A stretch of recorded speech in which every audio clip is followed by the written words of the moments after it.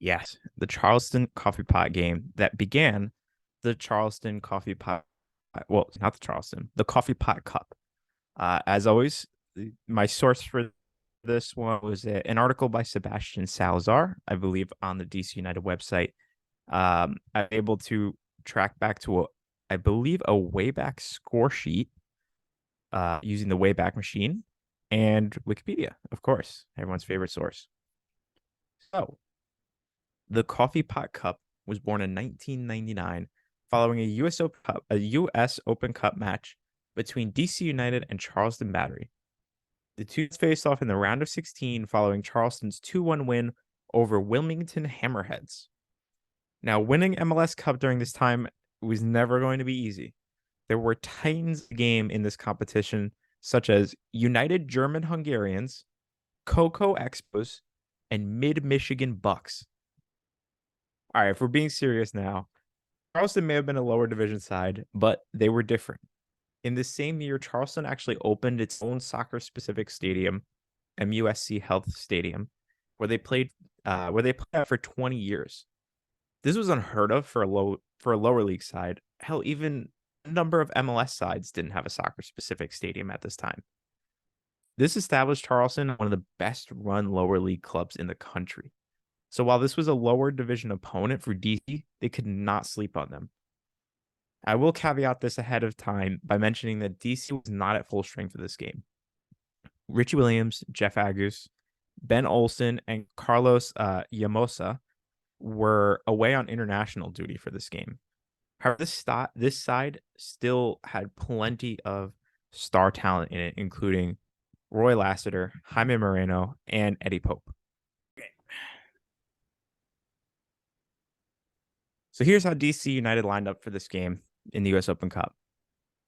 Thomas in goal, Casey Tilley, Eddie Pope, Clint B, Diego Senora, Jeff Anger, Antonio Otero, Jason Moore, AJ Wood, Roy Lassiter, and Jaime Moreno. So let's get to the game itself. The game began with DC absolutely sleepwalking and doing exactly what I said they shouldn't do, taking Charleston too easy. Within 24 minutes, Charleston jumped out to a 2-0 lead with goals from Dean Sewell in the 12th minute and Ivilo Ilarianov in the 24th minute. This was a serious wake-up call for DC, and especially Jaime Moreno, who would pull one back shortly after in the 28th minute. Halftime would keep the same 2-1 advantage for Charleston. DC likely got a loud wake-up call from manager Thomas Rongen, because in the second half, they would storm back to take the lead behind a 59th minute goal from Chris Albright and an 84th minute goal from AJ Wood. While this was a sloppy game for DC, they managed to clean it up late and avoid the upset. Even Charleston coach Alan Dix was quoted after the match saying, "I felt when we were 3-2 down, we lost the match.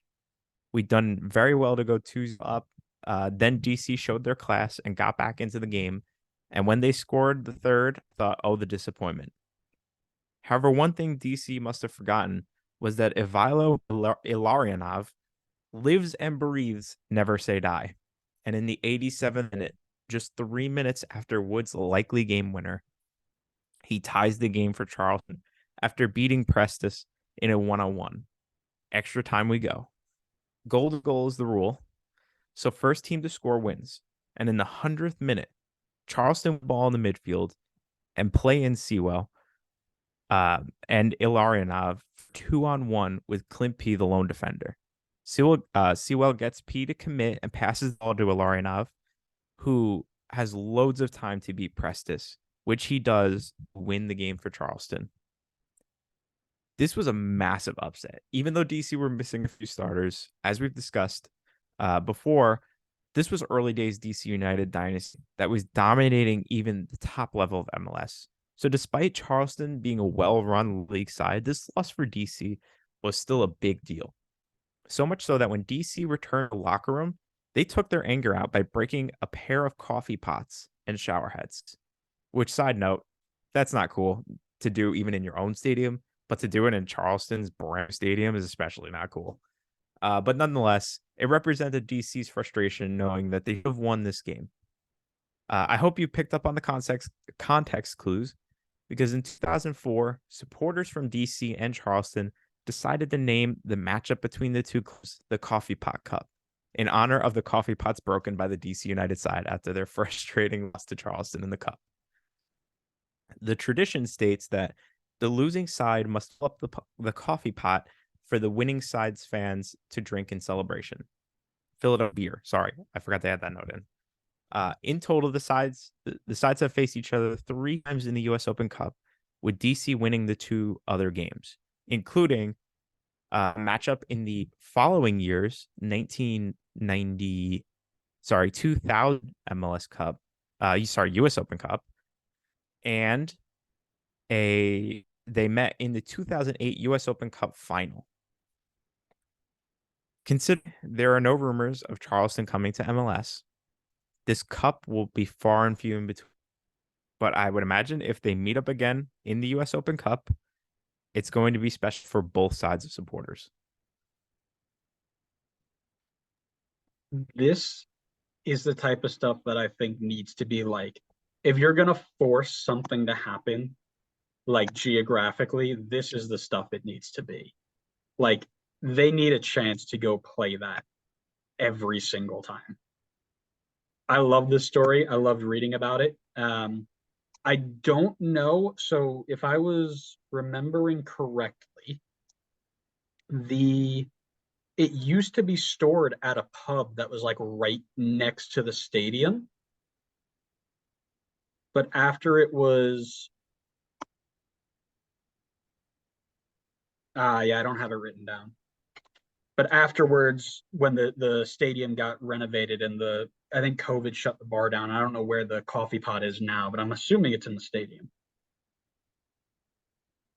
The article I found was from 2012, so it's definitely pre-COVID times, I would imagine, and it didn't say where it was stored, so I'm not totally sure. Gotcha. Hold on one sec.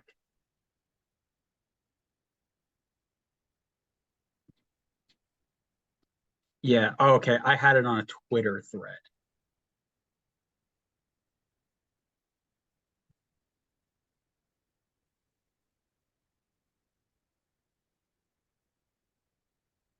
Yeah, no, it's not there. That's okay. Maybe people who are listening can tell us a little bit more about where it is now, because that'd be cool to figure out if it's still around and they're still working for it. It's not, like you said, it's not something you play all the time. When you do, it's got a little bit of meaning behind it. So that's always good. Yeah, I think it probably adds even more meaning to it when considering the fact that they just don't play each other much, only 3 times in the Right. history of either team. Yeah, like the Chicago Fire Dallas Burn one. They're like, oh, this is the the fourth meeting of the year. Let's see if we can even it out, right? Like, no, this is for all the marbles, baby. Yeah,